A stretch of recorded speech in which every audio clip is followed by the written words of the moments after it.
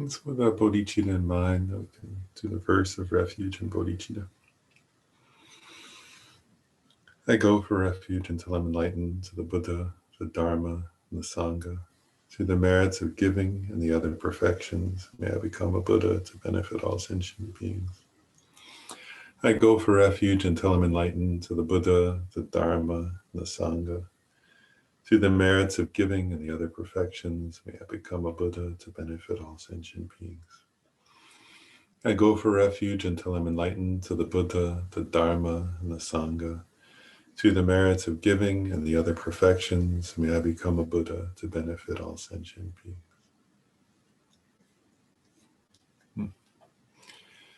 Oh, nice to see everybody.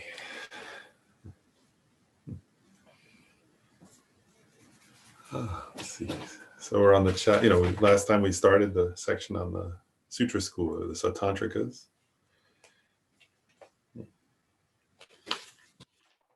And we covered, the section. We started, the section on conventional truths and ultimate truths, according to this particular tenet system. So maybe I'll just briefly, actually, before we go on to the next part, maybe I'll just briefly review that, because I think that's, as I was saying at the end last time, that's, this idea of ultimate truth and conventional truth in this school is kind of is very foundational, is very, what's the word? Everything else kind of, understanding the rest of the tenets of this school really grows out of that, right? And I want to, and I point this out last time, but, if we're familiar, many of you are familiar with the Madhyamaka system, and really one has to recognize that, well, these are all Buddhist tenet systems, and so there are similarities. There's also profound differences too. And so in this school, right, it says here, going back to the text for those who are following there, on page 9 at the top, where it says, the definition of ultimate truth is a phenomenon that is ultimately able to perform a function. And sometimes said, can perform a function from its own side. It's one way of putting it, I think. And I gave the example last time of a seed, right? That a seed, by its own nature, you could say, can give rise to a sprout and then a plant, right? And so from this school's perspective, and then it gives the synonyms, right? Ultimate truth, or truly established thing, a product, an impermanent phenomena, a compounded phenomena, a substance. But so in this school, it's a really important point, right? That ultimate truths are momentary in this school, right? And all Buddhists agree that, its phenomena are momentary, don't they? That impermanent phenomena. I've said this many times, but I just want to remind people, impermanent in this school means changing moment to moment, right? Changing instant to instant. And permanent in this school means something that does not change instant to instant, right? So permanent in Buddhism doesn't mean eternal. Permanent means it doesn't change in every instant. Okay, so in this school, ultimate truths are these momentary, impermanent phenomena which are known by valid cognition, right? Which are known, or actually are known by the mind. And they're able to perform a function from their own side, right? And those contrast with conventional truths, right?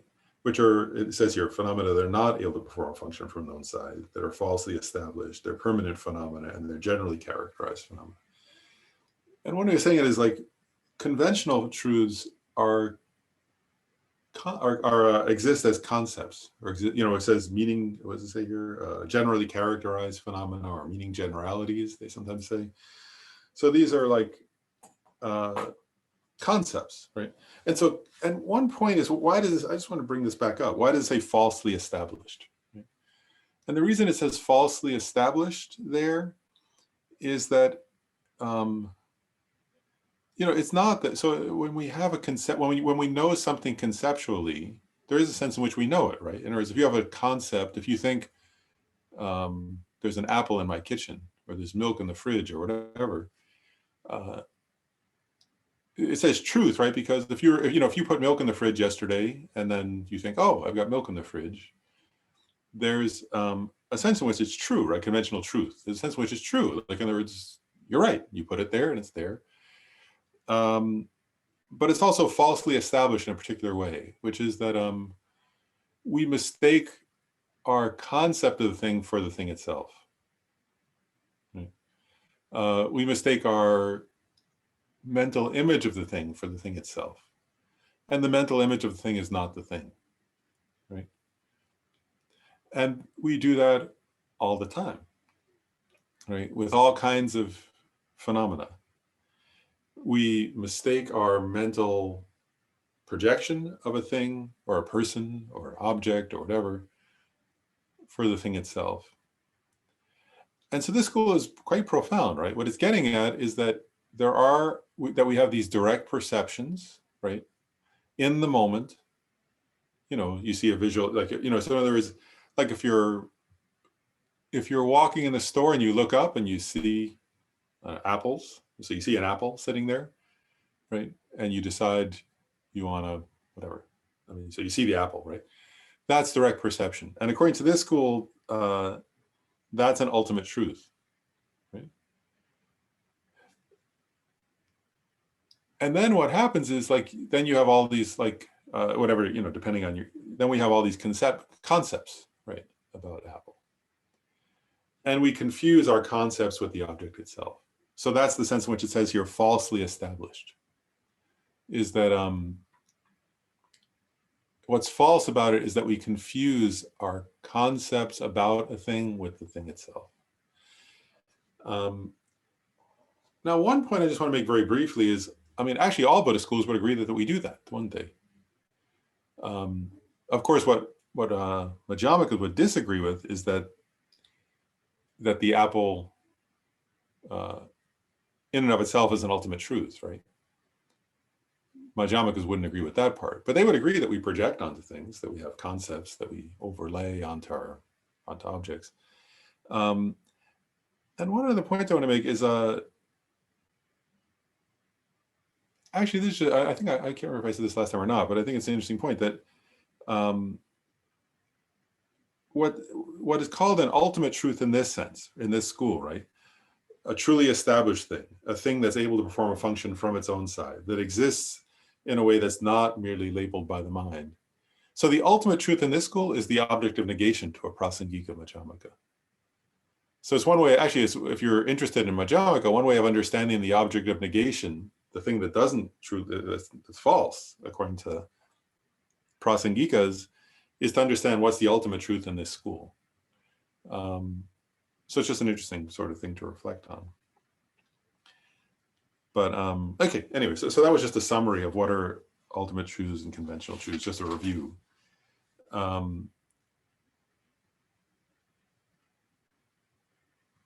then, let's see.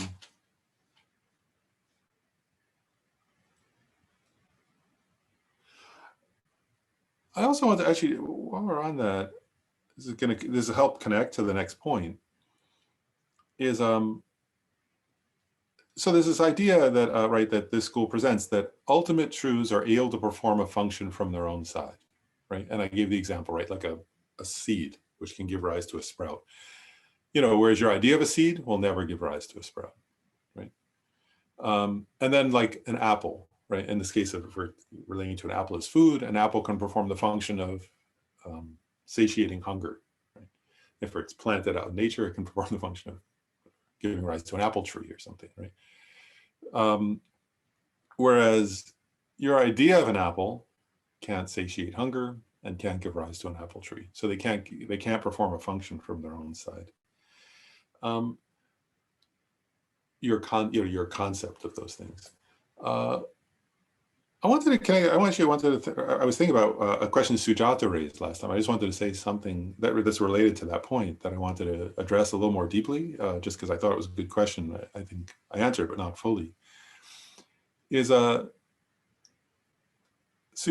asked the question last time. I can't remember exactly how you phrased it, Sujata, but she kind of was raising this point that sometimes if you have a certain concept, right? I can't remember what the example was. It may have been like if you have a concept of a certain food, you may salivate. I think that was the example, if I remember right, or you may get, may cause a physiological reaction. Is that right, Sujata? Yeah, okay, good. I wanted to make sure I remembered it right. And I was reflecting on that question, and there are some very deep implications from that question. So I just wanted to sort of, I said something about it, but I actually want to say a little more about it. Because one thing that we have to differentiate, if we're going to understand this school carefully, is the meaning generality, right? That's a term for a concept, an object of mind that's a concept, which is a permanent phenomena, which we're going to get into, and is a conventional truth and cannot perform a function from its own side. And one thing I was reflecting on is we have to differentiate that from mind itself, the mind that grasps at that, which is an ultimate truth, right? It's a functioning thing. Like, so mind, our concept of mind is a conventional truth, but mind itself in the moment is an ultimate truth according to this school. And so one thing I was reflecting on is like, we have to differentiate. So if I have, let's say, Apple wouldn't do it, but if I were to reflect on the smell of let's say if there were bread cooking downstairs, right, in the kitchen, and I were smelling that, then I might, and then I were thinking about the smell of fresh baked bread, I might have a physiological reaction to that. And one thing I was kind of contemplating is that I want to stay with the concept. So let's say if I think back to a time when I don't cook bread, so Shayla was cooking bread. If I think back to a time when Shayla was cooking bread, right, I might salivate. And one thing that I was thinking about that we have to differentiate is my conceptual idea of a memory of when Shayla was cooking bread is a permanent phenomena, is a conventional truth, and is a non-functioning thing. But my mind grasping at that is a ultimate truth and a functioning thing that does give rise to results from its own side. And so that's an important distinction to make, if you think about it. And part of the reason why that's such an important distinction to make, this is why I went deeper into, after Sujata asked that question, I was sort of contemplating it. And one thing that's extremely profound, if you think about the implications of that, of course, we're just salivating, it's not a huge deal. But think about the 12 links of interdependent origination, right? So the first link is ignorance, right? And in this school, it would be ignorance grasping at a self of persons, right? And so what becomes intriguing is like the generic image or the mental image of a truly existent, or of a substantially existent self of persons can't perform a function from its own side, right? It's a permanent phenomenon. It's a conventional, it's a conventional truth, and it's not. It doesn't perform a function from its own side. But the mind grasping at that is an ultimate truth, right? So the mind that grasps, that does self-grasping, is an ultimate truth which can perform a function from its own side. And it can give rise to a result, right, from its own side. And what's the result of that mind, right? That's the mind that gives rise to samsara, isn't it? It gives rise to the 12 links of dependent origination, which are samsaric existence. So I was thinking it's actually a very profound point, isn't it? That even according to this school, which, you'd have to think about that the object grasped at is not a functioning, is not a functioning thing that can give rise to results from its own side. But what can give rise to results from its own side is because it's an ultimate truth and it's a functioning phenomenon, is the mind, right? The mind that grasps, and right. And actually, if you think about it, actually, just go back to one more example. I'll share a personal example. Just that happened recently where I was reflecting on this, and I got an email from somebody who was being upsetting, and and I started getting annoyed, right? And I was like, and then because I was studying these particular teachings, I was reflecting on them, and I was like going like, wow, I'm totally, like, when I was annoyed, I was thinking of that person, right? And I was annoyed at them, right? And then I was like, okay, the person, actually it was an email, right? It's COVID, I'm not seeing the person. And so I was like going like, wow, I have this mental image of the person, right? And I was like, wow, it's so powerful that I feel like that my mental image of the person is the person, that now I'm annoyed. So I'm grasping at this mental image of that person. And now I'm getting more and more annoyed as I grasp at that, right? And I was going, oh wow, this is what this school is pointing out, right? I mix my mental image and think it's the person themselves. That's why it's false, right? I'm not recognizing, I'm just making up a mental image. It's my own, it's a construct, right, in my mind that's making me agitated. And that image of the person has, what this school is getting at is that generally category, or I could say that generic image of a person, right, of this person has no power from its own side, right?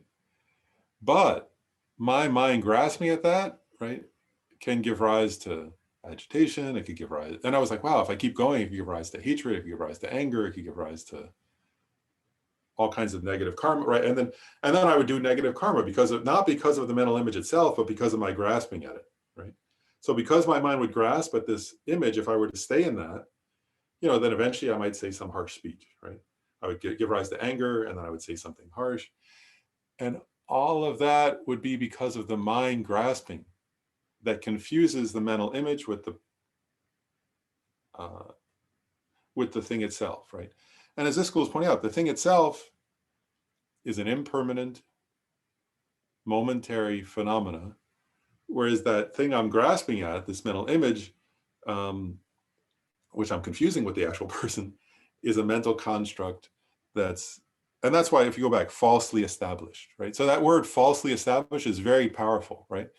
And you start to see the power of this school. Like, in other words, if I were, again, from the Prasangika Majjhimaka perspective, their view of ultimate truth is not correct, right? You can say that.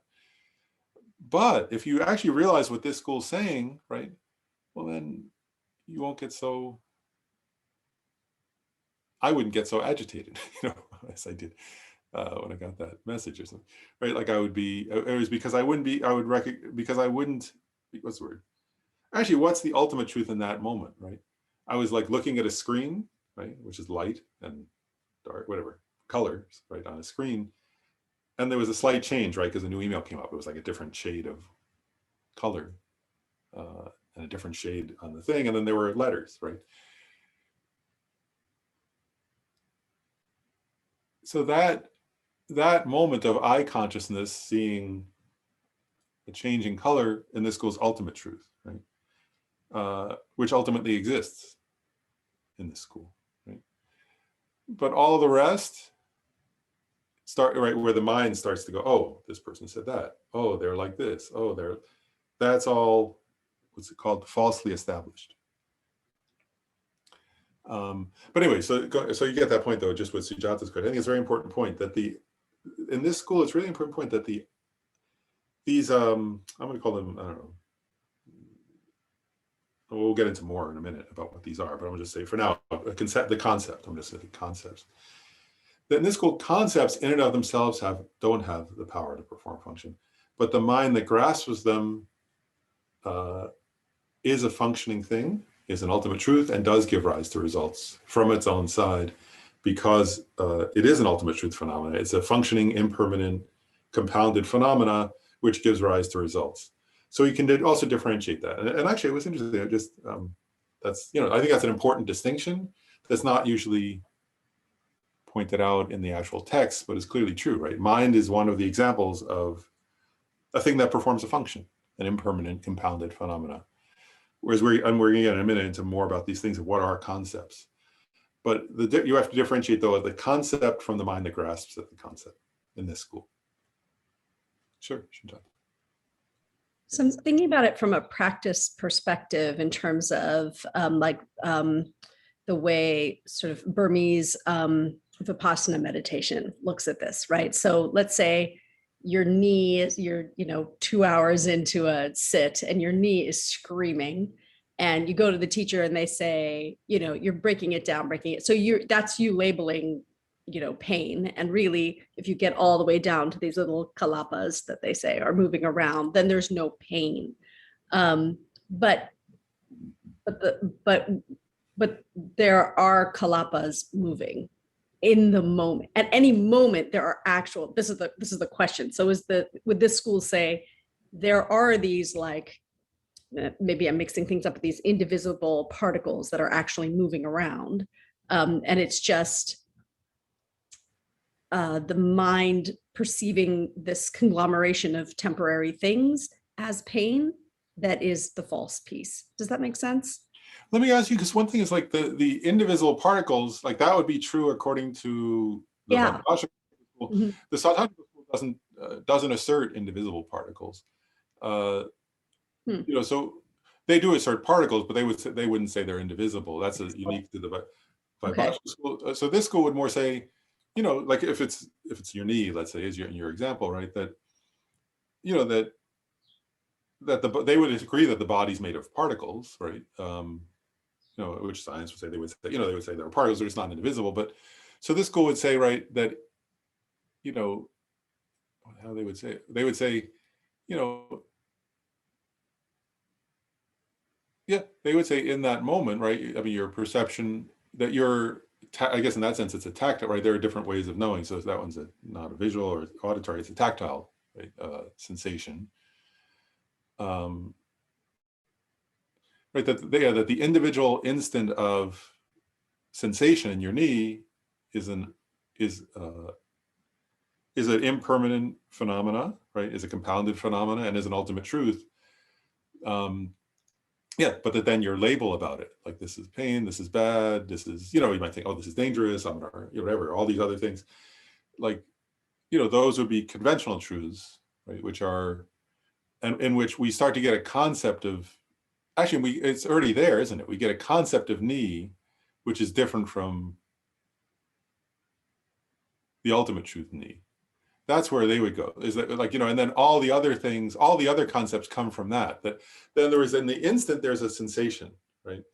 But then actually that's there, isn't it? Is we think, oh, that's my, like, they're underlying it. It's not even always, what's the word? We would say, I mean, we're not always aware we're doing this, but actually what would happen is we would have a subtle concept, my knee, or the knee, right? And then that would give rise to other concepts. And what they would say is, even as soon as you have the concept knee, right, or that's a knee, you're no longer in the ultimate truth, you're now in a conventional truth, in the sense that you're relating conceptually to a sensation. But the sensation itself would be a momentary ultimate truth. The concept, you know, that's my knee, is already, yeah, and then all the other concepts that come with that. Does that, I'm not sure if that answers your question though. It does partially. I think I'm curious about the compounded nature of things. So when you think about pain, and one of the things that I notice in those types of meditation practices is that they ask you to dissect and dissect and dissect and dissect. And maybe there is, you know, maybe, I don't know how far that dissection goes, but it's like, oh, if you're looking at the knee and there's the pain in the knee, is that really, your mind is labeling that pain, but if you look beneath that, there's pulsing and there's heat. And if you break those down, then there's just, and ultimately you get to this like free flow of subtle vibrations that are happening. And maybe there's further refinement beyond which I am incapable as yet of going, but like that, in that process, the pain, you literally physically experience the pain disappear, right? So I think I'm curious about where the ultimate, like, do we stop at not the label of the knee, but the temporary experience of knee, you know, as an ultimate truth, or what's the sort of the disaggregation part of this school, if any?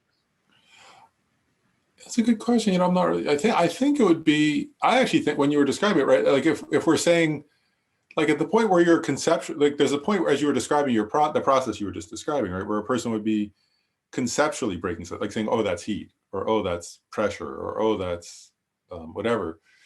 That would still be conceptual, wouldn't it? Like, but then I actually, not conceptually even, but experientially, that that you're just, you're before the mind labels, just being with the experience of it, and continuing to refine that, right? Whether or not it's breaking it down into more concepts, no, but to further refine it and disaggregate. Yeah, so it'd be this really, like, you can see it. It would be this attentive, you know, attentiveness, indirect perception, really, in this case, to what's arising in that instant.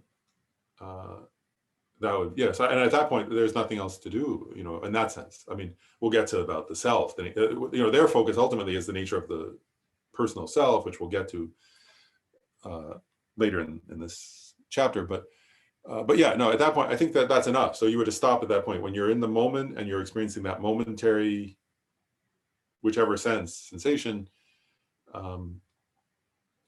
They wouldn't do. I don't think this school would do more than that. In this sense, when we get to the sense of personal self, they would. But about that, I don't think they would actually. Thanks. And Cynthia had a comment or a question too. So my question is probably more basic. Still confused. So the definition of ultimate truth, then, it seems like that's kind of the main difference that we're talking about between Madhyamika and this mind-only school. So well, not mind-only. well, Sutra school. Mind-only school comes later. This is the sutra. Satantrika. Satantrika, yeah. Oh, yeah, that's right. Sorry, that's even different. So isn't that though just label? It's like if I were to even set aside even that I'm labeling it as ultimate versus conventional, would the two schools be consistent in the way? So I'm just thinking here. So I'm looking at like something, so I'll use an example. So there was a time when we thought of Earth as the center of the universe versus that really it wasn't. But the reason is they did not see everything else, right? The sun was actually kind of the center of our kind of, right, the galaxy. Mm-hmm. So in that sense, the second notion is actually just seeing the bigger picture, whereas me saying Earth is, right, the Earth is the center of it, maybe more short, kind of not seeing the bigger picture. That's kind of in my mind.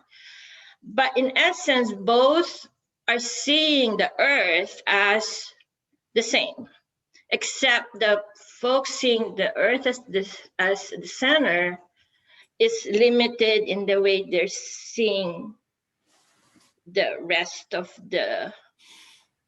I'm just trying to kind of do some analogy. So is it that the main difference is that they are limited in kind of just they stopped at that analysis and said, okay, well, yeah, we know the Earth exists, but you know, I don't want to see everything else. So therefore Earth is the center of the universe, whereas really it wasn't. So then that's where it starts to differ. I don't know if I'm making sense, but in some ways, a large part of what Satantrika sees is still consistent with Madhyamika. I'm trying to like look at it from a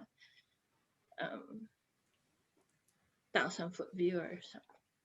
Yeah, no, I think what you're saying makes sense to some extent, at least. I'll say a few thoughts. Like on the one hand, you know, part of the reason we study actually the Satantrika school is that, you know, they have many of their teachings are consistent, you know, as you're pointing out with the Madhyamika and with all the other Buddhist schools. And, you know, one of the unique features of Tibetan Buddhism in particular, I think, which is quite wonderful, you know, is that they took, you know, we're following mostly the Satantrikas who follow reason, which are those who came like through the lineage of Dignaga and Dharmakirti, who are logicians. And the Tibetans, even Madhyamika, Tibetans who study who are Madhyamikas, which they all are in the end, combine some of the aspects of logic from Dignaga and Dharmakirti with Madhyamika, and they say that's really helpful. And the certain teachings from the Satantrikas on how perception happens and how you formulate a logical argument, and on how we know, you know, the types of consciousness, which we'll get into in this section, and so on, you know, in this chapter. Those are all consistent. So yeah, there are many points that are consistent. And I guess one thing I'll say though is that, you know, and even like, you know, that when you think of the self and the nature of the self and the refuting the grasping of the self, there are certain points there in common. But I'll make one point though, which I think is an important one. So probably the most important, I think, one very important difference, you know, one is how they define, you know, the term ultimate truth, and what they mean by that is different, as you just noted, right? But there's another difference I think that's worth, so there are many, so one part of your analogy I think is correct, which is there are many points in common between Madhyamikas and Sautrantikas in terms of things like perception and logic and so on.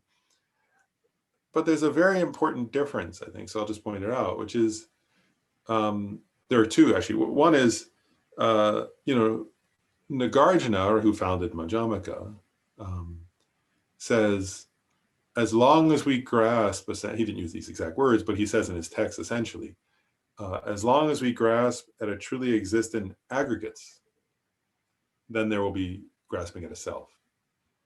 You know, so one point is, you know, from his perspective, this school still grasps at truly existent aggregates. So from that perspective, Nagarjuna would disagree with this school.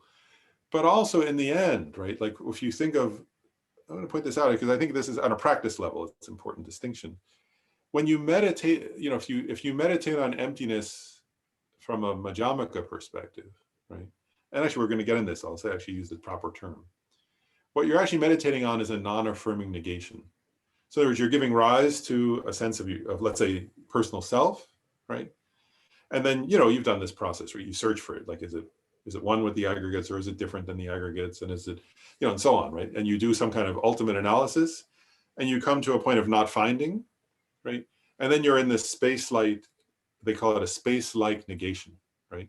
A negation that doesn't imply anything else. So you're just in this state of, where you gave rise to something, a kind of gave rise to clarity about your own grasping at the self, and then you negate that, and you're in this space-like state, right?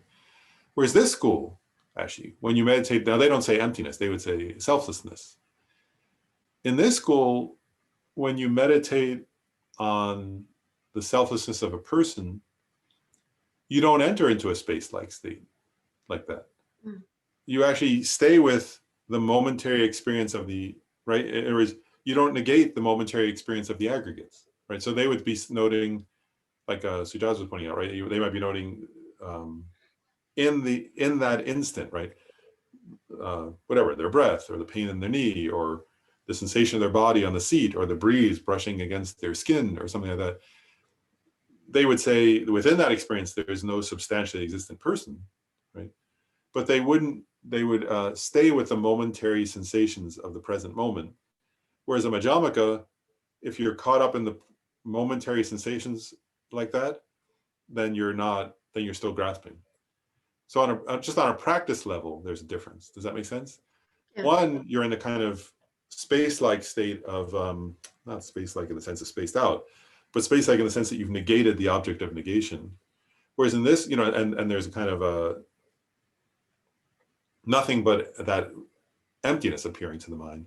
In this school, that wouldn't be the case. When you negate the self of persons, there's still the momentary presence of, and a kind of awareness even, it can be even an awareness of sensation, of the which they're considering ultimate truth. So that's another difference, is all I'm pointing out.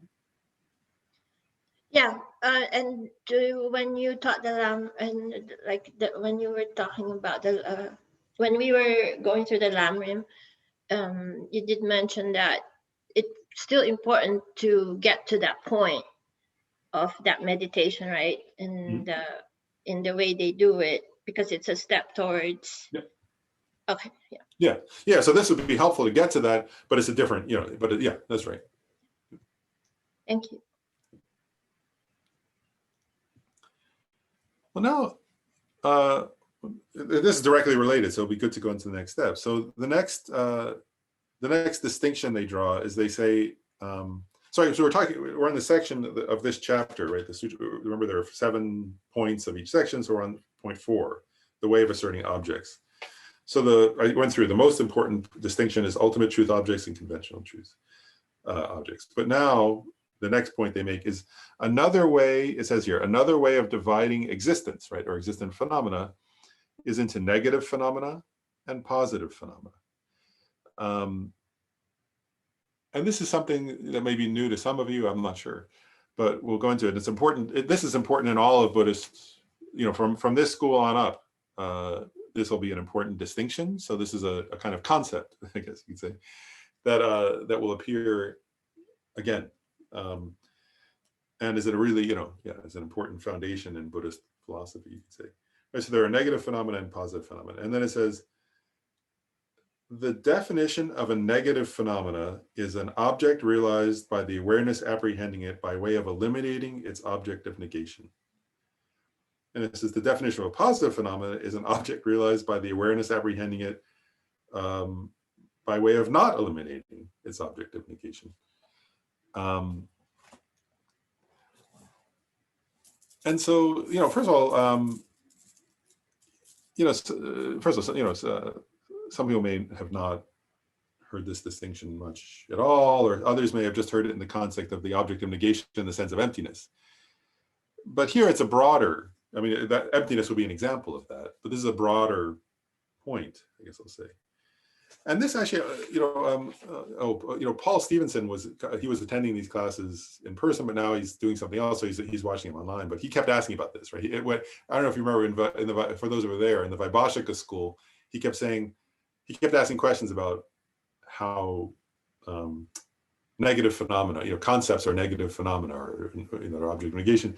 And I kept saying, oh, we'll get into that more in the Tantrika school. Now we're there. Now we're at that point. And this is I want to say a couple of points about this, because this is a complicated topic, or it's I don't know, complicated is maybe the wrong word. It's a profound topic that's not always easy to understand. Yeah, that's what I'm going to say. And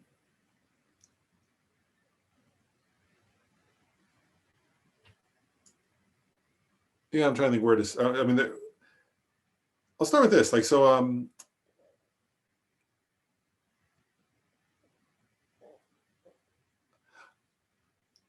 I'm going to start with an easy example, and then we'll get to harder examples. As I was thinking, probably good. So we're going to focus on negative phenomena first. Okay, and he's going to too in the text here, right? Because he says then in the next section he says there are two types of negative phenomena: non-affirming negatives and affirming negatives. And I just mentioned non-affirming negatives when I talked about emptiness a minute ago. But I want to start with something very simplistic for a second, just to kind of start this point.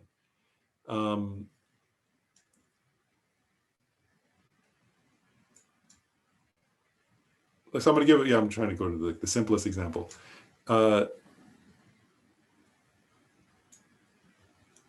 If I were to ask you, is there a woolly mammoth in the room with you? And if you were to look around for a moment, right, you would come to a clear, I suspect you would come to a clear apprehension, no, right? You would come to a knowledge, no, there's no woolly mammoth in the room with me. Right, so that's a negative phenomena, right? In the sense that it's true, what you're saying is true, right? There's not a woolly mammoth. And how do you know, right? It's not through a positive appearance of a woolly mammoth, it's through a negation. Like, in other words, you can actually notice your own process, right? If I say that, is there a woolly mammoth in the room with you, right? Actually, you have to first give rise in your mind, don't you? To, like, I just noticed what I did, right? Like, it was like, oh my goodness, it was from elementary school, right? Actually, for me personally, I grew up in New York State, so we went to I think we must have gone to the Museum of Natural History in Manhattan. And so there's this, like, so I had some generic, I have some very vague, it's actually not very precise, right? But I think there are tusks and the long woolly hair, right? And so on. And there were pictures in a book when I was a little kid. So I have some kind of vague image of woolly mammoth, And I know first of all, I know somehow somebody told me they're extinct, right? And then my room is quite small that I'm in, and I look around, no, there's no woolly mammoth, right? So I give rise to my image of woolly mammoth, right? And then I recognize there's not one here, right? And so in order to know there's not and actually, like, if there were, I don't know, just point something out. If there were a child who hadn't yet learned what a woolly mammoth is and didn't know, oh, is that some kind of insect, right? Which they probably wouldn't think, but if they did, then they would have to search all over the room, right? They might not be sure. If they didn't have and actually somebody would have to explain to them what is a woolly mammoth, right? But if they somehow had the wrong idea that it was an insect with long, with a lot of fur on it or something, then they would have to check, right? But once you have a concept, okay, woolly mammoth looks like this. It's a huge animal. It's bigger. I think again, I'm going back to elementary school here, but I think they're bigger than elephants, right? I think they were bigger than elephants. So it's an easy question, right? But you get my point? That, in other words, so how do you know there's not a woolly mammoth? First of all, it's a negative phenomena, right? In the sense that you have to give rise to your mental image of woolly mammoth and then check your room and go, no, it's not here. And then you have a correct understanding that there's not a woolly mammoth, right? That was, so, and actually, do you see my point there though, where it says here, I use that example because it says, a negative phenomenon is an object realized by an awareness apprehending it by way of eliminating its object of negation. In that case, the object of negation was woolly mammoth, right? The negation of it was, sort of having that mental image and looking around going, no, it's not here, right? And then that's the negative phenomenon, the lack of woolly mammoths in your room. So you have to be able to identify the object of negation in some way in order to negate it and then come to a clarity about that. So that's a beginning point for what's a negative phenomena. Now comes, oh yeah, sorry, go ahead. Yeah. So in this regard, and I think I may understand it better based on your example. So the object of negation is actually referring to a physical, tangible object that you're negating. In that sense, but actually it could also be, for example, that's an example. My example was a physical, tangible object, right? A woolly mammoth. But it could also be a mental phenomenon. I'll give an example. Like if I were to say, John, right now, is your mind overwhelmed with rage? Right? And so if you were to then pause and like check your mind, right? You have to have a mental image. What's rage, right? You might think of whatever your mental image is of rage, right? Somebody filled with hatred or somebody wanting to break things or whatever, right? And then if you check in your consciousness and you go, no, I'm not filled with rage right now. There's no rage in my mental consciousness in this moment, right? Then that would be a negative phenomena, right? There is in this moment, the lack of rage in John's mind is a negative phenomena that you can become aware of by recognizing what's rage and then recognizing your mind is not filled, doesn't have that right in this moment. So it could also be a mental phenomenon, if that makes sense. Does that make sense? That makes perfect sense to me. Yes, thank you. Okay, good. Yeah, so it could be a physical phenomena or a mental phenomena. Yeah, either one.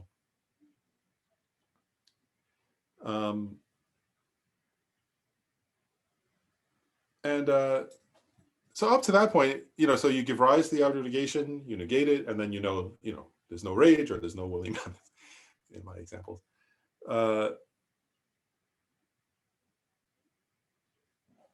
Now I want to go a little deeper, and we're gonna go deeper, and it's gonna get anyway.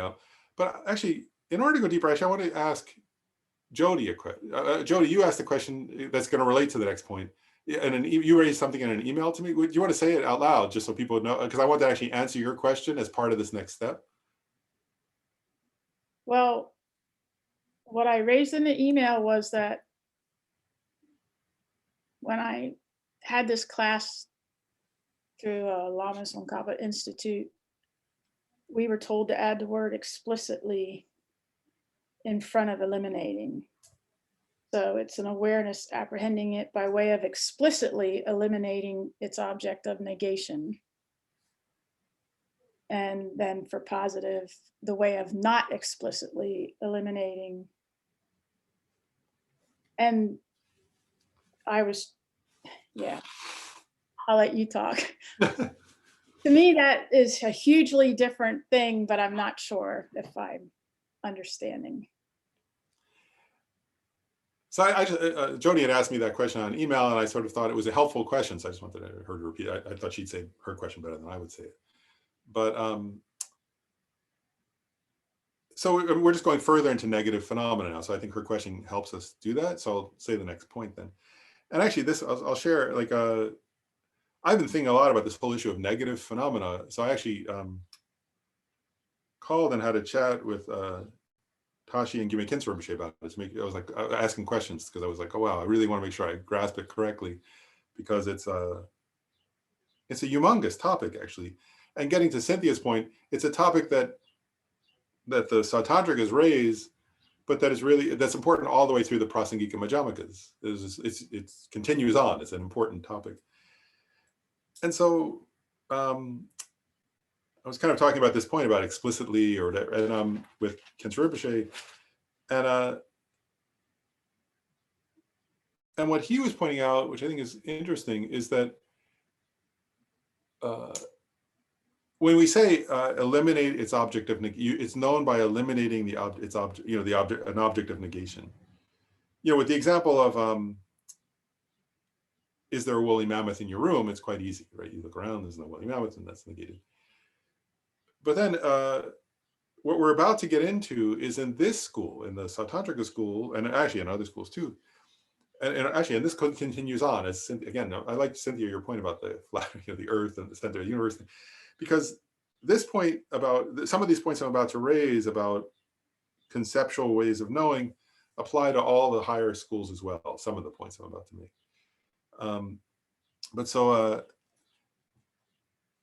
So what this school's getting at is this, is like, let's say you want to have let's say we're going to talk about the concept of a vase. That's a typical Tibetan example. I'm going to say a cup, right? I'm going to use that. So example of a cup, right? Like, and this is subtle, and so first thing is, if you use a cup because I have one, right? Like if you look at the cup with your eye consciousness, right? In that first moment, there's just a visual perception, right? That's not conceptual, right? But then we have a concept of cup, right? And as I was saying earlier, we mix the concept with the object. And we do that all the time, but the in terms of this issue of explicit that Jody mentioned,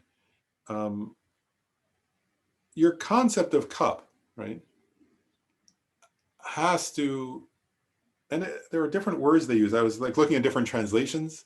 Some translators say concepts are determinative knowers. Others say they're eliminative knowers. These are all like terms that scholars were trying to come up with in English to get at this point. But the point is like, so this is what Khyentse Rinpoche was pointing out. He said, he would say, or he was using vase, but the cup, right? That if I say a cup is not a tree,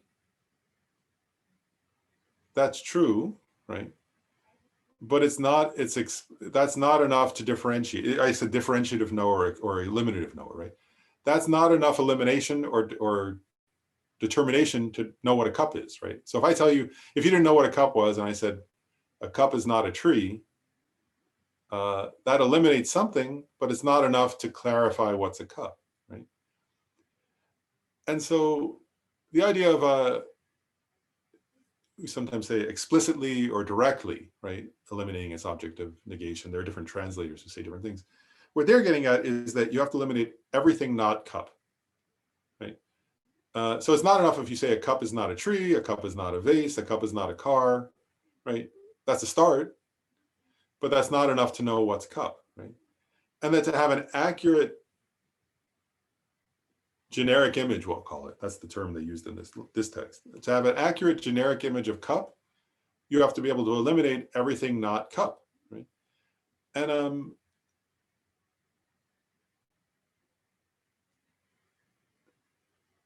and like when you're a little kid, actually, if you think there's a process kids go through sometimes, right? Where like, so for example, if there's a bowl, right? Both can hold liquid, right? So at some point the parent has to, or somebody has to teach the child, right? Like, oh no, the bowl, that's a bowl, it's not a cup, right? And they're eliminating, right? Until they come to a generic image of cup. And it's not the same as bowl, right? It's also not tree, it's also not, but so anyway, we have to eliminate everything. So the idea is that our generic image of cup, or our mental image, or sort of generic mental image of cup, has to eliminate, and the reason why, I'll keep going. So the one point is, it has to eliminate everything that's not cup, right? And I call it generic image because we have an image, like this one is what? The one I'm drinking from is like striped with red and white. Right? But, you know, I also like, you know, I also have other colored cups, right? Of different sizes. But my mental image of cup encompasses all of those, right? But it eliminates everything that's not cup. And that's how we, and part of the point here is that when we say a negative phenomena are objects realized by an awareness apprehending by way of eliminating the object of negation, right? This is the hard, now we're going to get it, now I'm touching upon, I've already started, but I'm going to go deeper into the challenging part of this, is, so this school is saying all concepts, all conceptual ways of knowing are negative phenomena.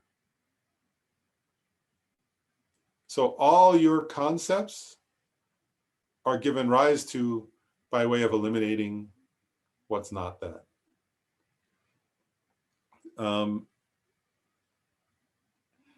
And this is what I'm going to go back now, even though, I mean, Paul will watch this on the video or something, but the recording, but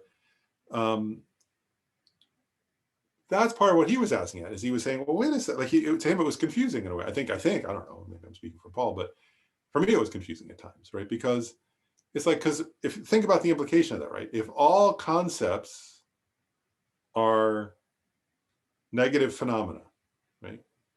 Like, so, and you saw what I meant, like cup, right? Cup had to eliminate everything that's not cup, right? If you see cup, we're not talking about the visual perception of cup, we're talking about the concept of cup, right? Your mental image of cup.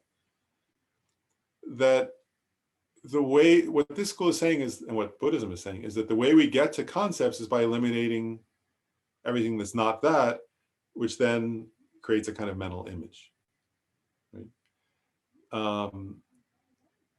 And so the explicit or the direct or whatever means it has to eliminate everything that's not it. It can't be just eliminating some things. That's what that actually means. So if it's only eliminating some parts of what are not cup, that's not sufficient. It has to eliminate. So like you could say, they sometimes say this, the definition of the concept of cup is not cup. If they're actually doing like logical debate or something in the monastery, that's how they sort of present it, you know, so because that's how concepts work, is their point. So it's not referring to how it's being done. Isn't the what being done?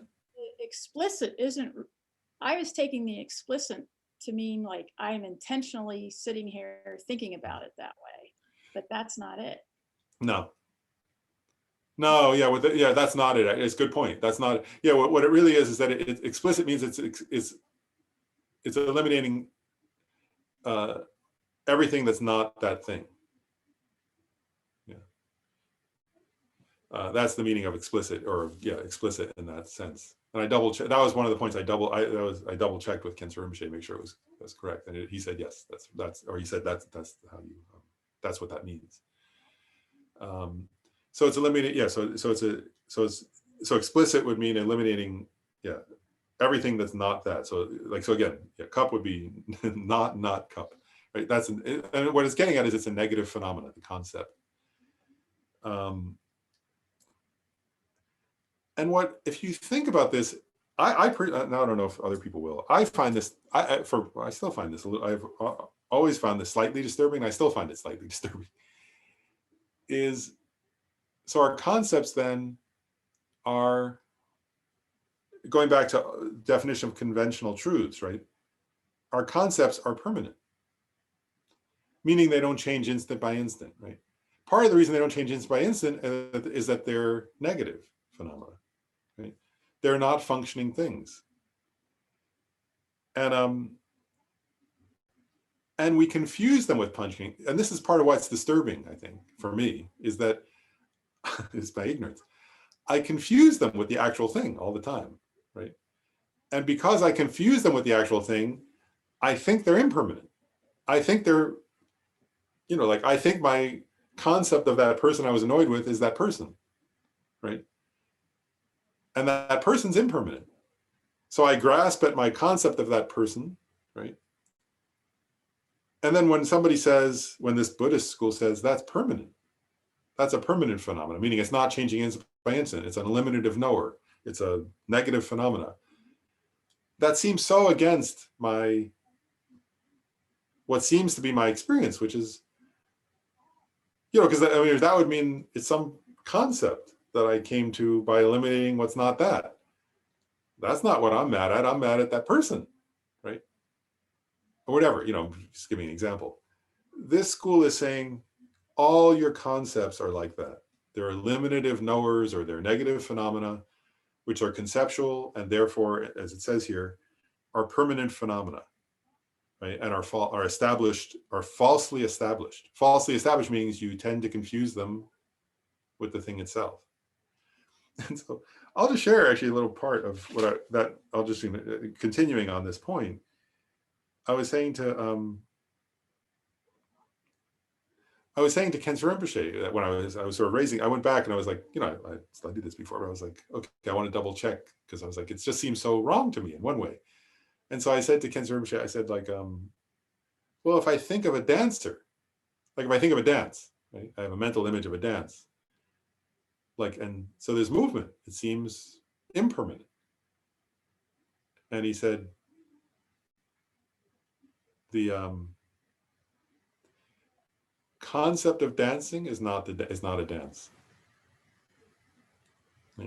A dance, an actual dance, is impermanent.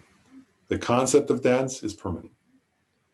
And I said, well, how about Chenrezig, smiling and sending light rays? And, you know, sometimes you do this visualization if you practice Vajrayana Buddhism, right? Where you have a mental image of Chenrezig. You imagine yourself as Chenrezig sending light rays and freeing all beings from the hell realms. And again, like, actual Chenrezig as a person, you know, a being, would be impermanent, right? But remember, she said, no, but your mental image of light, actual light rays are impermanent. Your mental image of light rays, permanent. Actual Chenrezig is impermanent. Your mental image of Chenrezig is permanent. You know, actual beings being freed from hell would be impermanent. Your mental image of beings being freed from hell is permanent. And what I'm getting at, in a way, is like, I'm just sharing my own.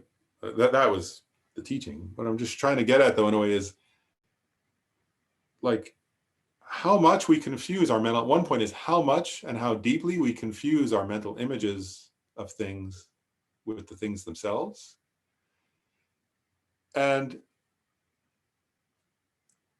actually, and also, like, that it would take a lot of, it takes a lot, now I'm just sharing my own experience, so this is just my own reflection, is if you pause and start to notice, like, your own concepts in the moment, right? We don't ever look at them much, right? We just sort of go, you know, we ruminate on them, we do all kinds of actions based on them, but we actually don't slow down and look at them, is what I'm suggesting, right? And like, and if you really pay attention to your own mental image, right? Because each think about it, right? Mind itself, as we said, I was raising in reaction to Sujata's question from last time, right? Mind is dynamic. Mind is impermanent. Mind is a functioning thing that changes instant by instant, right? So what's a mental image? I'm using that term now. You know, what's a generic image? That's the term they actually use here in the text. What is a generic image, right? So it's something in any given instant, right? Mind, which is dynamic, can engage with a mental image. And then the next instant, mind can engage with a mental image. The next instant, mind can engage with a mental image. And this is my own reflection. I was starting to realize, oh, wow, it's like, for myself, yesterday I was also chatting with a friend about this. And it was his point. He said, you know, but he was, well, actually, I guess we were both saying this, but it was like, it's like the still, you know, when you see like if you go to an old fashioned movie theater, right? Like, I don't know how they do it now, but right, where it was actual film, right? With still, you know, those frames, that's the word, right? And then you watch and it looks like movement, right? But each frame was a still, right? But then they, you know, anyway, you know that. But it looks like movement. That's part of, I think, that's a good metaphor for what this school is getting at. That these static things and actually a movie is a good example, isn't it? Like, because one point is, right, though, if in the old fashioned film, right, it was still images that look like actual movement. And the other is, if you really got engrossed in a movie, you could become, right, you could like become enraged, or you could cry, or you can become sad, or you become whatever, you could get really angry at one character and all that, right? And that's your mind grasping, isn't it? That, you know, I'm just differentiating, right? There's a still piece of film there, right? But then our mind is perceiving movement and then gives rise to, let's say, anger, right, at a character in the movie. Strange, isn't it? Like, if you actually pause to think about that, right? So there's like a still image on a piece of cellophane or whatever that is, or whatever that stuff's called. Not cellophane, anyway, whatever the celluloid or whatever it is. I don't know what the word is, but film. Anyway, and then there's, you know, it's projected onto a screen, and then you give rise to all kinds of emotions sometimes. So my point is, in this school, what they're getting at is all of our concepts, the most important one is we confuse them with the actual object.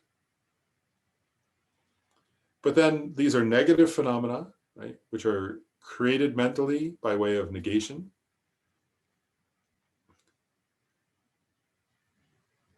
Anyway, yeah, that's important to reflect on. So this whole thing about negative phenomena and positive phenomena, it could seem a little, it is philosophical, but what they're getting at is deeply psychological and deeply experiential. And you have to kind of look at your own process, I guess, and that's the idea here, is that these are tools actually to reflect on that we don't do. And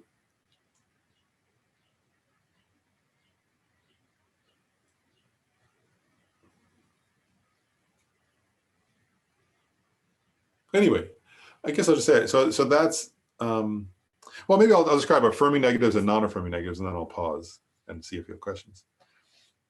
So Jetson Shogi Gelson next goes into, you know, there are two types of negatives, right? Non-affirming negatives and affirming negatives. Illustrations of non-affirming negatives, for example, are, for example, uncompounded space, true cessations, and emptinesses. Illustrations of affirming negatives are, for example, the opposite of non-thing and the appearance of the opposite of not pot to a conception apprehending pot. And okay.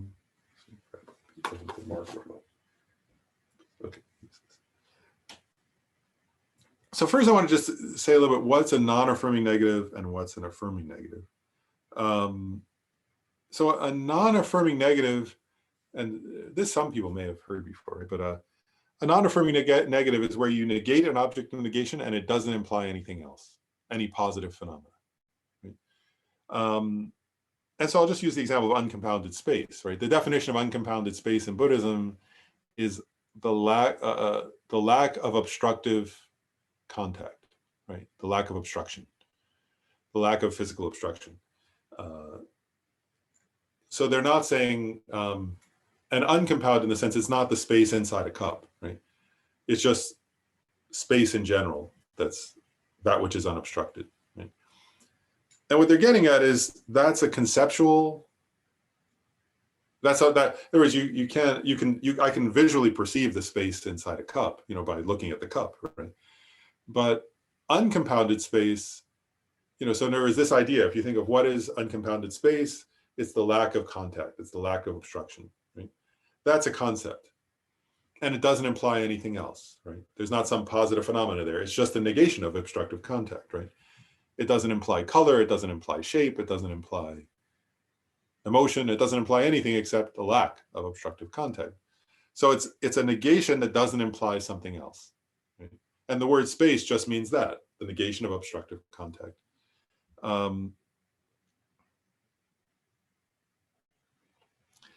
Then, whereas... Sorry, oh, are sorry. you saying content or contact? Contact. Yeah, so if you were to, like, there's nothing that would block.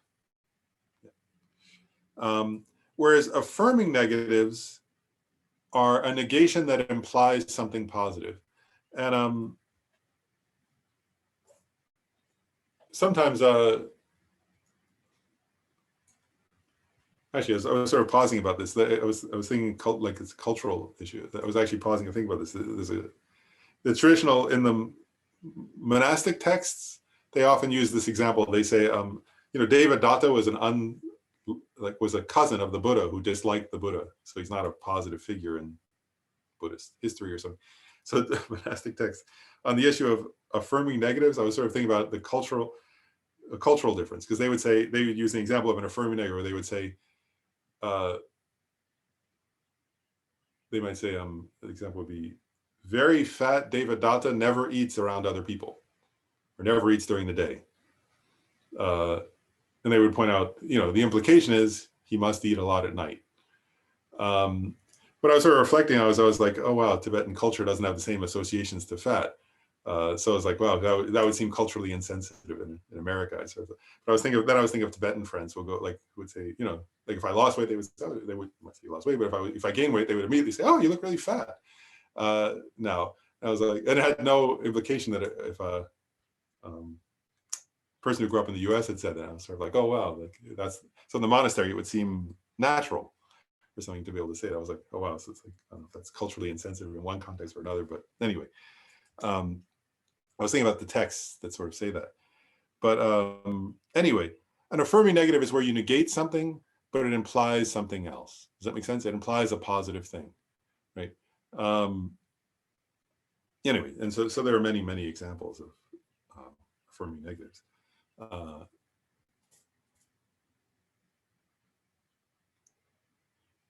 Like actually, I'll give another example of affirming negative. If you say, did you do your homework, right? And the person says,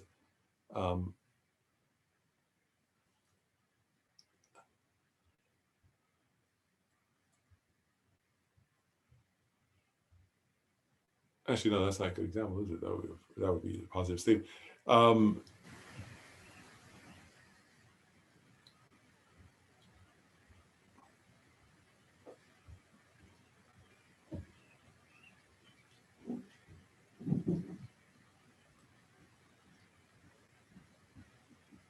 Even if you say, right, actually, that'd be an affirming negative, wouldn't it? If you said there was no rain till after midnight.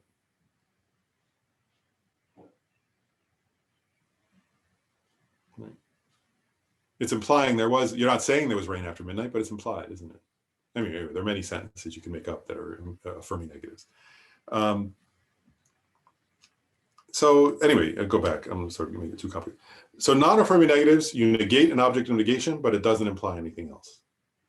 An affirming negative, you negate an object of negation, but it does imply a positive, some concept, something. It's a concept, actually. So actually, my example earlier, right? Is there a woolly mammoth, in your room, right?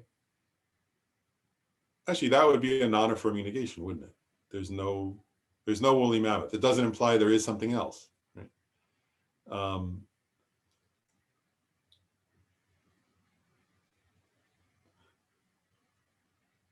Whereas if I were to say, if I were to say I had a great day at the zoo with my niece, and we saw everything except woolly mammoths, or we didn't see it, but we didn't see any. I had a great day at the zoo with my niece, but we didn't see any woolly mammoths. The implication is, right, there was all I did. I mean, explicitly, I negated woolly mammoths, but there's an implication in that I saw other animals with her, isn't there? I'm just giving an example of it. That would be an affirming negation, right? Anyway, the important point to get, I mean, that's what those are. But now to go back. So the important point here, I think, to get at, in reference to what I was talking about a few minutes ago, is the illustration, right? So the illustration of non-affirming negatives were uncompounded space, true cessations, and emptinesses. Right? So emptiness would, the emptiness, for example, in the, I said this earlier in reaction to Cynthia's question. In the Madhyamaka school, emptiness is a non-affirming negation, right? Or is it meaning that you negate true existence, and it doesn't imply anything else, right? It's just a mere emptiness of true existence in the Madhyamaka school. Here, though, we're getting in the affirming negations. This is the important point. I think the most important part of this for this school is where it says illustrations of affirming negatives are, for example, the opposite of non-thing and the appearance of the opposite of non-pot to the conception apprehending pot. Right? So the concept of cup is an affirming negative. That's what they're saying. Because it negates everything that's not cup, but it implies the concept of cup, right? So they sometimes call them implicative negations or affirming negations, whereas it's a negation that gives rise to a positive appearance in your mind, in this case, cup, right? Or if I were to say, even like your image of house, right, would be actually, your concept of house would be an affirming negative. It eliminates everything that's not a house and gives rise to some generic image, or in this text, generic image of generally characterized image, or something of house, generally characterized phenomena, right? So that's how so what they're getting at is concepts can be affirming negatives, but most of our concepts can be non-affirming negatives, right? Like the lack of woolly mammoth in your room. But most of our concepts are affirming negatives, right? House, cup, person, car, tree, whatever, on and on, right? Apple, pear, spaghetti. Those are all, our concept of all those things are affirming negatives. Because because concepts are a limit, and I'm just going to go back and say it one more time, because concepts are eliminative knowers, right? They eliminate everything that's not that thing in order to give rise to a generic mental image of that thing.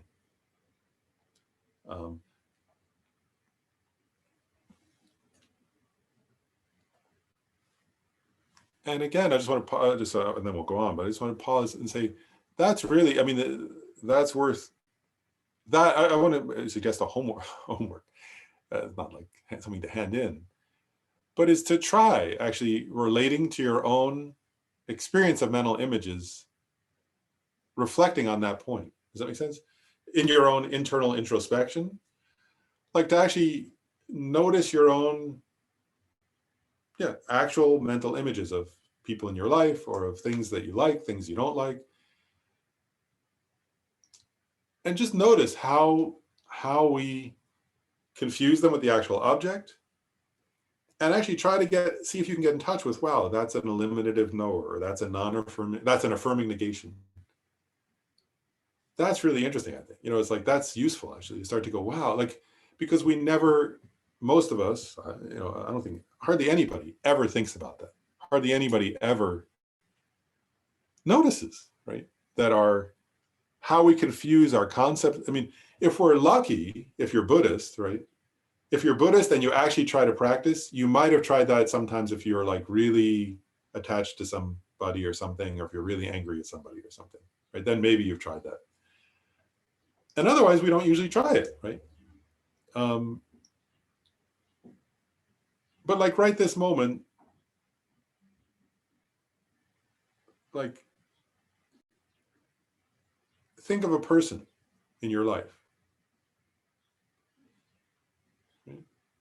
And then pause, like that thought of that person, right, is a concept. So it's an example of what we're talking about.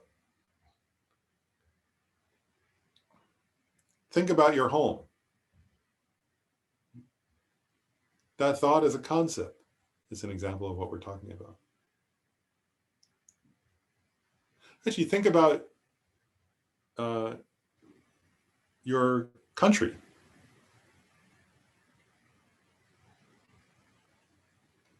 That is a concept. That's what we're talking about. You know, think about the town you live in. That thought of the town is a concept. It's an example of what we're talking about. You know, so I'm just getting at like how many of those, right? Like,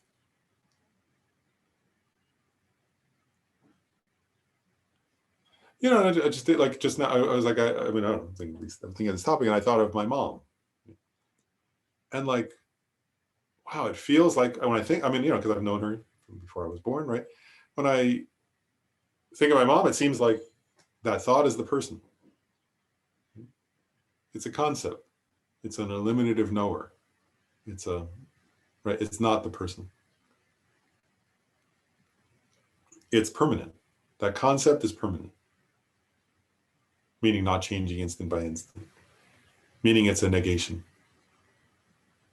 Anyway, I'm just trying to give examples to get, I'm just trying to say those to get at, like, this is a topic we're thinking about in relation to like the things and people in your real life, to go, what is Buddhism talking about? Does Buddhism really think that? Wow. And I think, actually, I think if you really think about that, just this is my own personal reflection, is I think it's very, very profound and radical, because yeah, it really appears to us as if our concepts are the things themselves and are impermanent and powerful and have all kinds of, you know, power. Whereas actually it's our grasping at them and our confusing them with the things themselves that has power. You know, the concepts don't have power. It's our confusion about them that has power. It's our mind that grasps them that has power, if it grasps at them. If it stops grasping at them, then they don't have, anyway, then they actually, there's no power.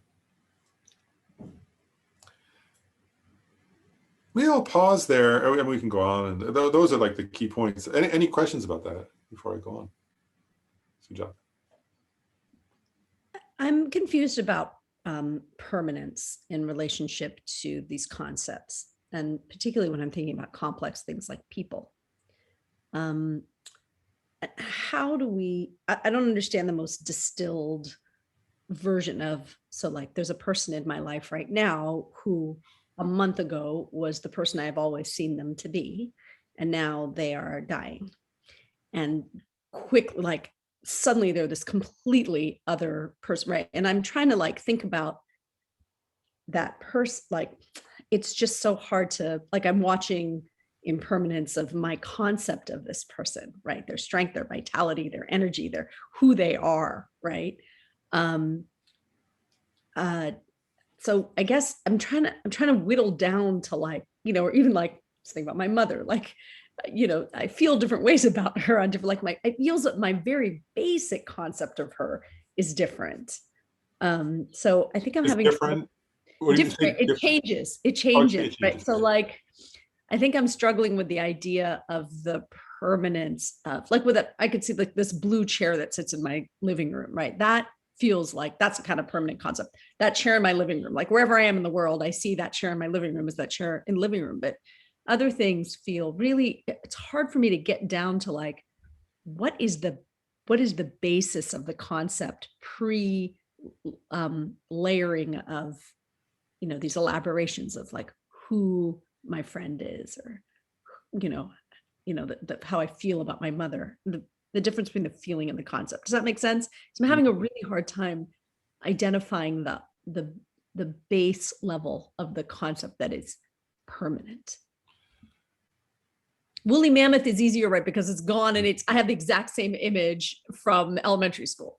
Yeah. But almost everything else is really, anything that goes beyond like the wall in my living room, I have trouble with the idea that it is a permanent concept. Yeah, no, it's very interesting. And I guess I'll say, I mean, I'm not sure if this is going to fully answer your question, so I'll just say a few thoughts and then like go back and forth if it helps, but or if it's needed. But one point is, again, remember, I mean, I said this earlier, but now it gets it in a deeper way, is like actually, it's really, I mean, there's, again, it takes a lot of, I think, for all of us, I think it'd be good to really reflect on this. And I guess what I'm getting at is this, so first of all, though, like I said earlier, like permanent doesn't mean eternal, right, in Buddhism. Because so the definition of impermanent is that, a functioning thing that's compounded, that changes instant by instant. Whereas a permanent phenomenon is the opposite of that, in a sense, something that doesn't change instant by instant, that's not compounded, due to causes and conditions, and that, and so that's one point, right? And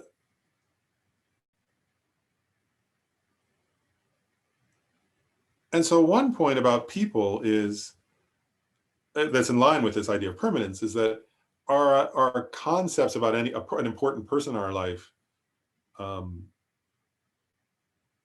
aren't eternal, right? In other words, they will be different over sometimes, sometimes over, and actually, and Buddhism points that out, not just, over long periods of time, but even over one day, right? Our concept of a certain person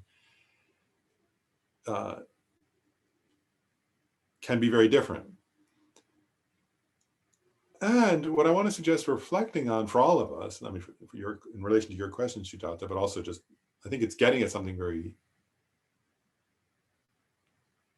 universal for all, that applies to everybody, is like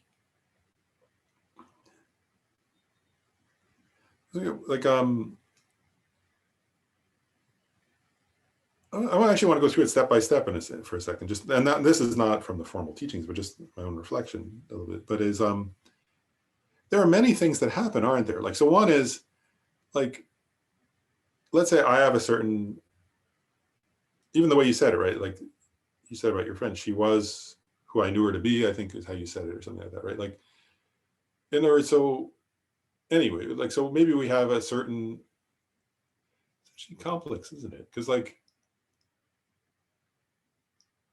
I want to actually slow down and make it more complicated for a second. There are different levels of image, actually. So I just want to say that. One is, there's a term for, actually, I wrote it down. I'm going to find that. Yeah.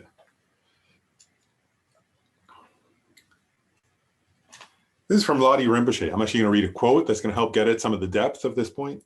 Lottie Rinpoche says, he's talking about being free from conceptuality, but it's getting at what is conceptuality. And he says, actually, I'll just say, conceptuality is a knower that apprehends a sound generality, meaning a term, and a meaning generality as suitable to be mixed. And so part of that is, I'm going to get it, like, so let's see.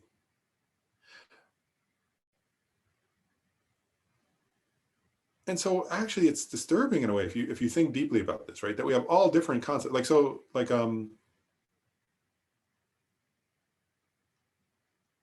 if we think of a certain person, right? One level of that is their name, right? And that when I think, like, so that I think their name, I have a name for them, I have a kind of, and that name and a mental image of them are somehow mixed, right? And then I think that name and that mental image are also the person. And actually, it's very interesting. So first of all, if somebody changes their name, what happens, right? Is one point, right? Then you have to kind of go, and actually there could be a moment of discomfort, right? Because you have a name, you think the name is connected to the actual person, then the person changes their name and there's some discomfort. I actually was reflecting on this even in terms of, sometimes I was working with, like when I work with, I was recently having the experience of working with some like families where somebody who was transgendered, right? And they were telling their family, and then the family had, a name and then an image, and they were both being, and then there's the actual person, right? And the name was being challenged, the mental image was being challenged, and there was a lot of discomfort, and so one point is, so if you think about these examples of real people, right? One is, one point is, like, so I think of that, I think of the name of somebody, and then that seems connected to them, to me, in my mind, as if they're mixed together, right? That's one point. Then another point is, and actually if you introspect and look, and I don't know for you, Sujata, but I'll just say in general for all of us, if we introspect and look, like one is there's a sense they get at this over in these teachings actually, which I didn't go into detail about. In the Tantrical school, they say in conceptual knowing, past, present, and future wrongly seem to be mixed. In other words, so if I think, that's why I use the example of my mother, because that's one where I can see it. Like I have some kind of concept that somehow seems mixed from 50 years ago and now, and it's like that's part of what's how to say it, falsely established, right? In other words, that my mind is somehow thinking there's something permanent. So part of the problem with conceptual knowing is we mix past and present. Whereas this school, everything's momentary. All Buddhist schools actually say everything's all compounded phenomena are momentary. And so there's something uncomfortable for us in a way, because with conceptual knowers, we think past, present, and future are mixed, but things are actually impermanent. The actual phenomena is impermanent. That's part of where we mistake our mental image for the person. Of course, that becomes very obvious when somebody's dying. Suddenly, it's like we've always been mixing those, and suddenly it's like actually that's part of why it's disturbing, right? Is that experience is challenging, is reminding us in a very obvious way that our mixing of those is not correct. So that's one point, is this mixing of past, present, and future, which conceptual knowers do. Another is we mix, as Lottie Rinpoche says, we mix the term. We view that, we say a sound generality and a meaning judge. So we have a mental image about the person, we have a name, and we think they're mixed. We sort of mix them in our mind. And it's interesting, the reason why I mention that one also is it becomes really interesting to think about what parts, like as we see somebody changing, right? Like, and then if you relate it back to what's my concept, right? Like there are certain things where like you say, oh, it's still so-and-so, right? What does that mean, right? It's still, and you used to have a name, right? So that's one part, right? And then another part, that's one level. But then there's another level I wanted to mention, which if you reflect on this in terms of, so remember, permanent is not eternal, right? But actually, this is another one that's quite disturbing. If you think about it, is like, think about anybody important, and not just everybody, all of us. Think about anybody important in your life, like who you have a close relationship with. And what you'll start to notice is you have numerous affirming negations about them. There is numerous concepts about them. And then like, actually, this is what, the meditation on equanimity in Buddhism is getting at this, right? Like, and my point is that, I'll say it the right way. Like, it's kind of complicated, isn't it? I mean, they all conclude the name, if it's somebody close to you, or if they haven't changed their name in some way, right? But actually think about the moment when you feel like Sujata gave the example of mom and feeling one way about her, another way about having different feelings, right? And what I would suggest to contemplate for all of us is, wow, is there a different concept? And what you'll find is, oh, I have different concepts about that person.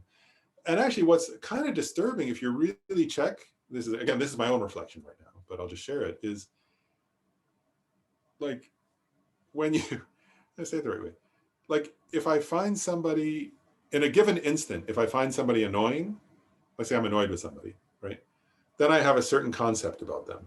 They're like this, right? So the name part, this is so-and-so, that seems constant to me, right?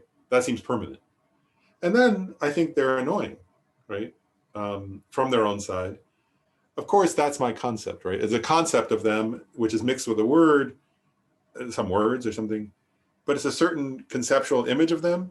And then if later I think they're wonderful, it's a different concept, isn't it? And if you start to check, you have these varied concepts about a person, right? And this is what I was getting at about the still frames and the appearance of motion, is if you actually check, what you start to find is you have all these different concepts. They're not just one, actually, right? Like about any given person who's important in your life. And you're flipping through, oftentimes what's happening is the concepts themselves aren't changing instant by instant, but your mind is giving rise to one, then giving rise to another, then giving rise to another, then giving rise to another.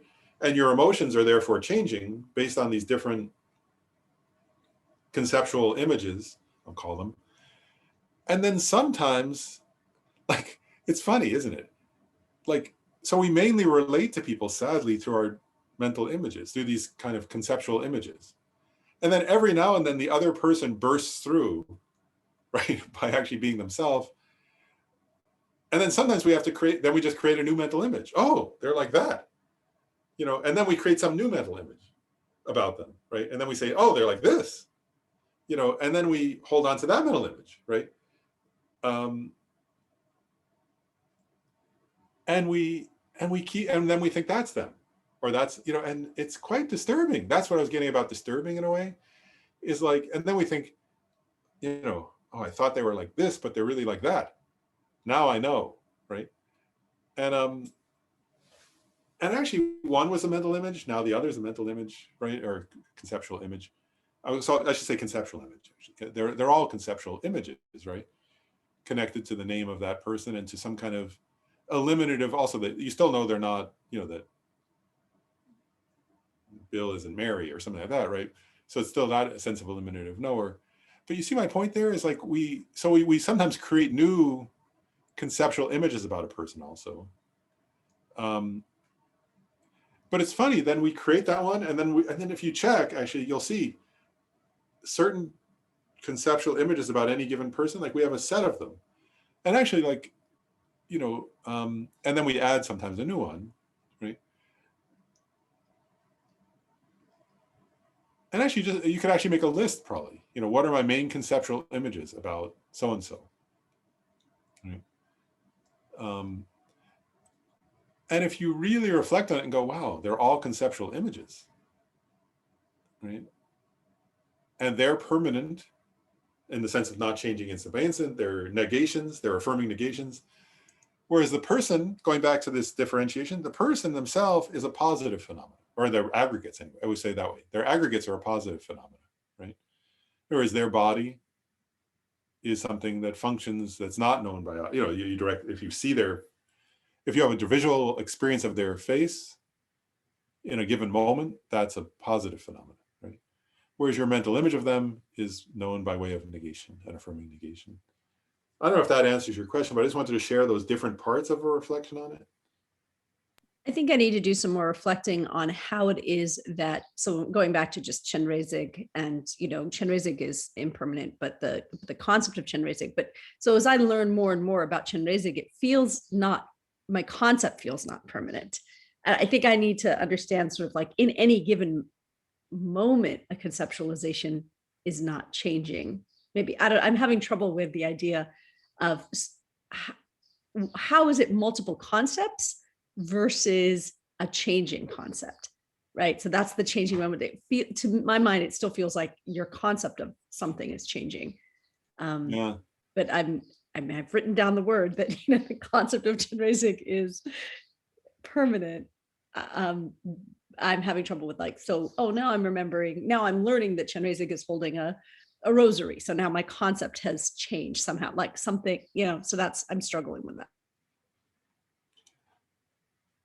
Yeah, I agree. I've had the same experience of this struggle, and like, actually, I'll share just a little more about that, because I remember I'll just share, like, that was partly why I asked, and talked to Gyumi Khyentse about it. Is I was like really thinking about it. I was like, wow, it seemed to me so much. I do Chenrezig practice, visualization, and so it's one of the practices that I do. So I was like thinking about I was like, wow, it seems so much like a dynamic, impermanent process. There's like 1,000 arms and 1,000 eyes, and the mantras there, and radiating in the heart, and radiating light rays, and beings transforming, it seems very dynamic to me, was my first thought.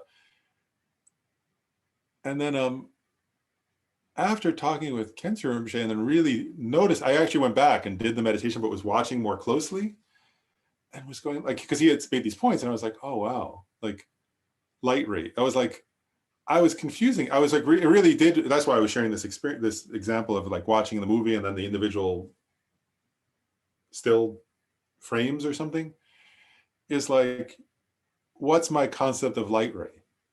And I was like, oh, wow, it's a little like my concept of woolly mammoth. You know, and what's my concept of one of Chenrezig's eyes? Oh, it's a little like my concept of woolly mammoth.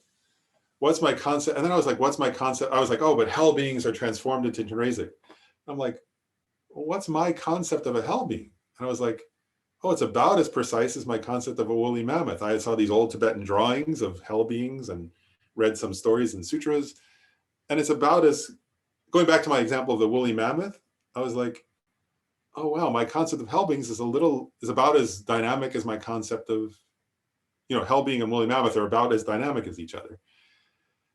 And I was like, oh, I'm piecing together all these pieces. Like, you know, my light ray concept sort of came from some old pictures of lights going through sun, you know, whatever, like these sort of pictures of clouds with something and combined with some other picture and maybe something I saw in a movie. And then, you know, Avalokiteshvara, my image of him is these sort of, you know, I've got the jewel and I've got the this, and then I've got the whole, you know, but anyway, my point is like, oh, wow, it's like these many, I'm just use a metaphor here, these many still shots really give the false appearance of something dynamic, but it's false, actually. And that's what Rinpoche was pointing out. And I was like, I only had to go back, like I really had never noticed.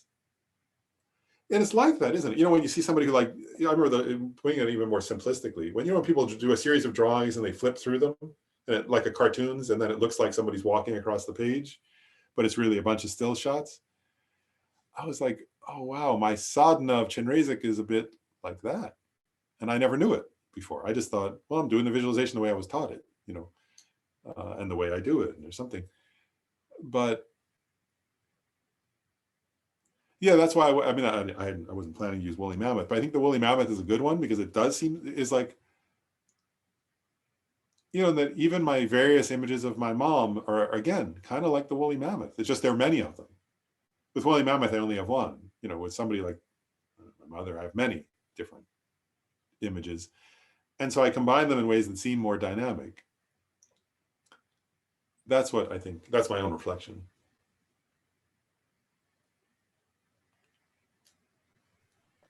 Lauren, just with that concept, I guess I like your film analogy. I guess I think of the thing that was just being discussed is one is a single snapshot. Because woolly mammoth, I think most of us probably have a single image. Yeah. We don't have 50 different images of woolly mammoth. Mine's the same as yours at the Natural History Museum in New York, by the way. But if it's like a child who's someone who's alive or a friend, that you can have multiple snapshots. And it's kind of like you're taking, I think the word is celluloid, by the way, for film. Oh, celluloid, that's it. I couldn't remember. And I think what you do is if you think of a movie, if you take individual frames from the 2-hour movie of let's say Gone with the Wind, which I think is a 7-hour, 8-hour, whatever long movie it is, you have different images throughout Gone with the Wind that under this school, they're all permanent, even though it's the same object that you see at different times. Mm-hmm. I don't know if that makes sense. Yeah, that's right. But I have a question that goes back a ways in what we talked about today. And it talked about how you, what I'll call negatively prove the cup is a cup. And what I wrote down, at least, I'm not sure what you said, is that you have to go through proving everything else is not a cup to know that this is a cup. It's kind of like proving a negative, which I think is always impossible because you'll never know you've truly looked at all things that are not cup. How would this school deal with something like that? Because you could spend your whole life trying to prove that this one cup exists because you're looking for all the things that are not cup. How do they deal with that? Yeah, well, they actually, it's interesting. I mean, actually, somebody asked in one of the commentaries, somebody asked one of the Geshes that exact question. And what he pointed out is like, it actually goes back to, that was why Jodi's point was important about what is the meaning of explicit, or is that explicit or direct? They translate it different ways, negation.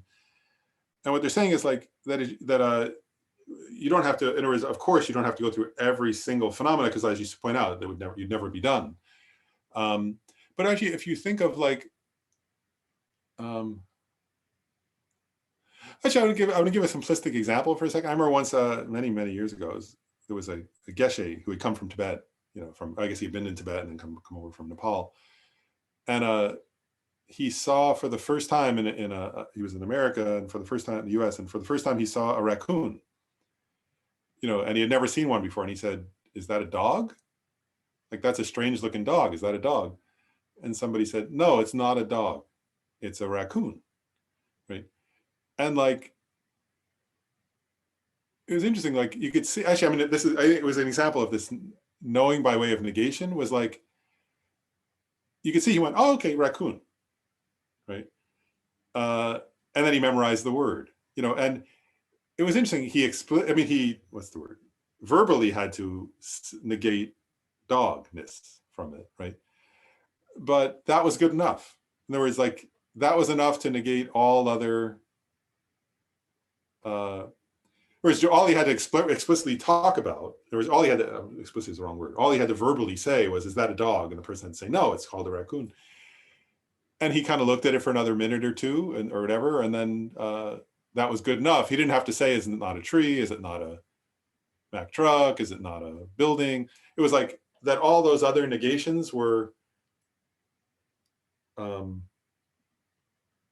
understood, I guess is the way to say it. His concept now of raccoon, I guess because he had he was an intelligent person, whatever, but so he didn't have to verbally negate all those other things, or he didn't have to sort of think through all those other things. Once he negated that it wasn't a dog, because he knew what a dog was, it was like, okay, this is, whatever, it was similar enough to a dog that he could then negate all the other things. So you don't have to directly, or kind of, you don't have to go through a list of all the other things. Then there was a question in the chat. How about a person who's never had sight? What is their view? That's a good question from Larry. And one point is like here, it's an important point that image, I'm using the word image, which does have a kind of, it's an interesting point, isn't it? It has a kind of verbal, can have a verbal implication or something. But that's where maybe it's better, I don't know, anyway, I don't know what word to use in English, but here, in the text, actually, they have this phrase, which I thought is a good one, which is generally characterized phenomena. Maybe that's a better way to use, it's kind of cumbersome to say, generally characterized phenomena. But it might be, so it doesn't have to be a visual image, is my point, I guess. Like, so I mean, image can imply, though I get it, it can imply, the word image in English can imply visual, but in Buddhism, in Buddhism, according to this point, like, actually, even for anybody, in other words, it doesn't have to be a visual image. So like, an example would be if you think of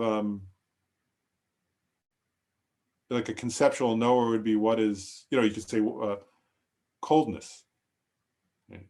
And so it can be tactile or loud. We have so in other words, for anything, I mean, I was probably using a lot of visual images, I think about it, but like, so that, like the term loud, right, is a conceptual, we have a concept related to that, or the term heavy, as in terms of heavy in terms of weight, for example, or cold or warm, and so on. And there is some, actually, it's an interesting point, isn't it, too? Like, anyway, so everybody, I mean, so first of all, any person, not all of our generally characterized phenomena or sort of conceptual ways of knowing are visual. So maybe image is not the best English word. Anyway, I'm not sure, but yeah, it could be tactile. It could be I guess my point is that these generally characterized phenomena, or these conceptual ways of knowing, can be are always connected. Or, well, I mean, actually, can be. I guess I'll say it this way: can be connected to any senses, any of the senses. Yeah, and any last question? It's time maybe one more question, or we can. Good. Okay. Well, again, I'll finish and then we'll do the dedication. I'll just summarize, so we'll continue on, and next time we'll go briefly through these next few points because they kind of are just repetitions, and then we'll get to ways of asserting object possessors, and that's pramana, that's cognition, about knowers, but this school is amazing on that topic, and I'm not, one thing I'm sort of a little ambivalent about, so actually maybe I'll ask you guys' opinion on it, is like, there's a long section in the text about this because it's a very important and interesting topic. And this school, the Sautantrikas following reason, who followed Dharmakirti and Dignaga, have amazing presentations on that. It's all, I mean, a lot of it is listed here. I guess one thing I'm not sure about, so I've been going back and forth a little, is those topics are taught here, or they're in the text. They're also taught, they're in the FPMT's basic program. The same material is covered in greater depth in the one on mind and cognition. There's a module on mind and cognition. So I can't decide how deeply to go into this or whether to just sort of do it fairly briefly and then, someday if people are interested, we can cover it more in mind and cognition. What do people prefer? Like, do you prefer kind of fairly brief or medium or a more in-depth presentation on that topic? Because it will come up again in mind and cognition if we ever do that module. How about something in the middle? Middle? Okay. That sounds reasonable. Go with the flow. What's that? Go With the flow. And if it's a really important part of this and all, then enough for sure to get it, but if we're going to learn again, then. All right. So I like your idea. I'll do like a middle way. Very Buddhist answers. Go the middle way. That's good. I like that. But okay, so we'll do like a middle sort of, somewhere in the between. And then again, if people are really interested in that, we'll go into more of it in the mind and cognition module anyway. So that's good. But all right. Well, thanks everybody, first of all. It's great topics, aren't they? But anyway, let's do the dedication. The supreme jewel Bodhichitta, where it has not arisen, may it arise and grow. Where it has arisen, may it not decrease, but increase more and more. In the snowy mountain paradise, you the source of good and happiness, all-powerful Chinrezig Tenzin Gyatso, please remain until samsara ends. Thanks, everybody. Thank you, Lauren. Thank you, Lauren. Thank you. Lauren. Thank you, Lauren. Thank you, Lord. Thanks, everybody.